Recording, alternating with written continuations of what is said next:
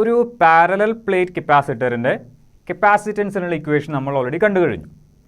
ഇനി ഒരു capacitor charge ചെയ്തു കഴിഞ്ഞാൽ ഏതെങ്കിലും കാരണവശാൽ അതിൽ നിന്ന് ചാർജ് ലീക്കായി പോകാനായിട്ടുള്ള ചാൻസ് ഉണ്ടോ? ഉണ്ടെങ്കിൽ തന്നെ എന്തായിരിക്കും അതിനുള്ള കാരണം? ഈ രണ്ട് കാര്യങ്ങളാണ് നമ്മൾ ഡിസ്കസ് ചെയ്യാനായിട്ട് പോകുന്നത്. ഒരു സബ് ടോപ്പിക്കാണ് leakage of charge from A capacitor. അതിനുവേണ്ടി നമ്മൾ കപ്പാസിറ്റൻസിന് ഇക്വേഷൻ എടുക്കുന്നു. C = Q / V. അതാണ് നമ്മുടെ ജനറൽ ഇക്വേഷൻ. ഒരു പാരലൽ പ്ലേറ്റ് കപ്പാസിറ്റർ ആണെങ്കിൽ അതിൻ്റെ കപ്പാസിറ്റൻസ് A∈0 / du ആണ്. ഈ ഒരു ഇക്വേഷൻ നമുക്ക് എടുക്കാം.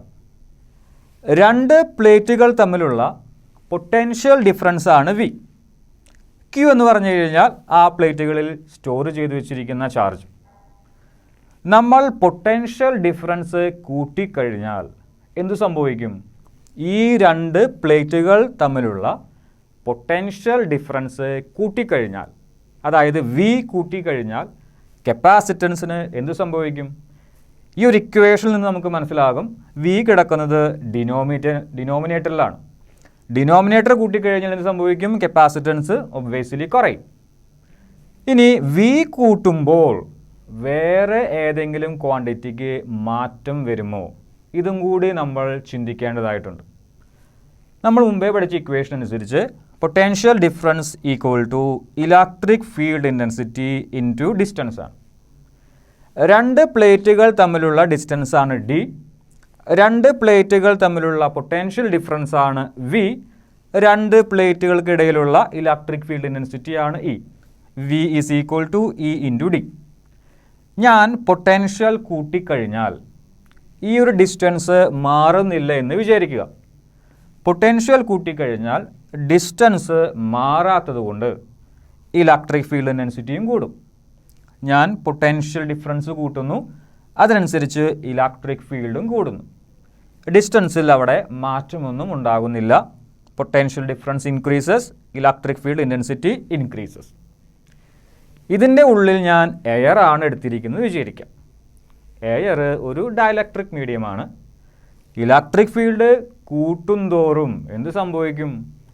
എയറിലുള്ള മോളിക്യൂൾസിലെ പോസിറ്റീവ് ചാർജസും നെഗറ്റീവ് ചാർജസും സെപ്പറേറ്റ് ചെയ്യാനായിട്ട് തുടങ്ങും. അതൊരു പോളാർ മോളിക്യൂൾ ആയാലും ശരി, നോൺ പോളാർ മോളിക്യൂൾ ആയാലും ശരി, ഇലക്ട്രിക് ഫീൽഡ് അപ്ലൈ ചെയ്ത് കഴിഞ്ഞാൽ പോസിറ്റീവ് ചാർജും നെഗറ്റീവ് ചാർജ് എന്ത് ചെയ്യും? സെപ്പറേറ്റ് ചെയ്യും. എയറിലെ പോസിറ്റീവ് ചാർജുകളും നെഗറ്റീവ് ചാർജുകളും സെപ്പറേറ്റ് ചെയ്യും. ഈ രീതിയിലാണ് ആദ്യം നിന്നിരുന്നെങ്കിൽ positive charge, negative charge. Electric field പോകുന്നത് ലെഫ്റ്റിൽ നിന്ന് റൈറ്റിലേക്കാണ്. പോസിറ്റീവ് ചാർജുകൾ മുഴുവൻ റൈറ്റ് സൈഡിലേക്ക് പോകും, നെഗറ്റീവ് ചാർജ് മുഴുവൻ ലെഫ്റ്റ് സൈഡിലേക്കും പോകും ഒരു മോളിക്യൂളിൻ്റെ ഉള്ളിൽ. ഇലക്ട്രിക് ഫീൽഡ് വളരെയധികം കൂടിക്കഴിഞ്ഞാൽ എന്ത് സംഭവിക്കും? ഈ ഒരു ബോണ്ടിങ് ഇവിടെ ബ്രേക്ക് ആവും. അതായത് നമുക്ക് സെപ്പറേറ്റ് ആയിട്ട് നെഗറ്റീവ് ചാർജിനെയും പോസിറ്റീവ് ചാർജിനെയും ലഭിക്കും. ഇങ്ങനെ നെഗറ്റീവ് ചാർജുകൾ ഫ്രീ ആയി മാറി, പോസിറ്റീവ് ചാർജുകളും ഫ്രീ ആയി മാറി. അവർ തമ്മിലുള്ള ആ ഒരു ബോണ്ട് അവിടെ ബ്രേക്ക് ചെയ്യപ്പെട്ടു. ഡൈ ഇലക്ട്രിക് ബ്രേക്ക് ഡൗൺ, അതല്ലെങ്കിൽ മോളിക്യൂൾസ് ബ്രേക്ക് ഡൗൺ ആയി. അവിടെയുള്ള എയർ അയണൈസ് ആയി മാറി, ചാർജുള്ള ആറ്റങ്ങളായി മാറി. കുറച്ച് പേർക്ക് നെഗറ്റീവ് ചാർജുകളും കുറച്ച് പേർക്ക് പോസിറ്റീവ് ചാർജും ഉണ്ടായിരിക്കും. ഇങ്ങനെ നെഗറ്റീവ് ചാർജുകളായി മാറിയ അയോൺസ് മുഴുവൻ ഏത് പ്ലേറ്റിൻ്റെ അടുത്തേക്ക് വരും? പോസിറ്റീവ് ചാർജുള്ള പ്ലേറ്റിൻ്റെ അടുത്തേക്ക് വരും.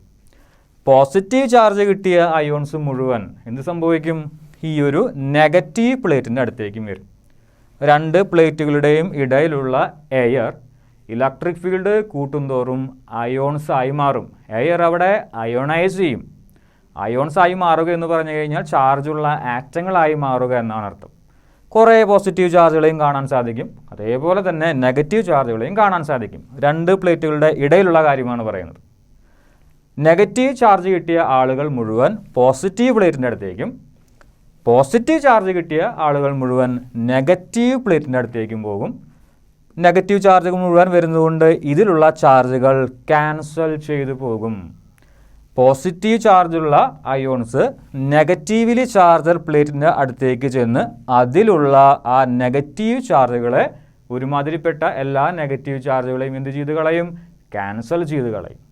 അങ്ങനെയെങ്കിൽ എയറിൻ്റെ അയോണൈസേഷൻ കാരണം ഓരോ പ്ലേറ്റിലുമുള്ള ചാർജും കുറയും, ചാർജ് ഡിക്രീസസ്.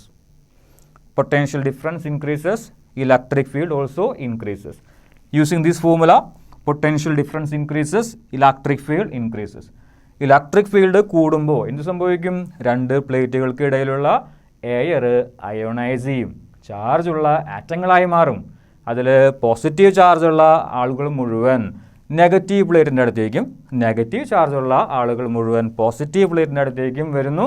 അവിടെ ഈ പ്ലേറ്റുകളിൽ പ്രസൻ്റ് ആയിരിക്കുന്ന ചാർജിനെ ന്യൂട്രലൈസ് ചെയ്ത് കളയുന്നു, ചാർജ് അവിടെ കുറയുന്നു. വീണ്ടും നമുക്ക് നമ്മുടെ പഴയ ഇക്വേഷനിലേക്ക് മടങ്ങിപ്പോകാം. C is equal to Q by V ആണ്.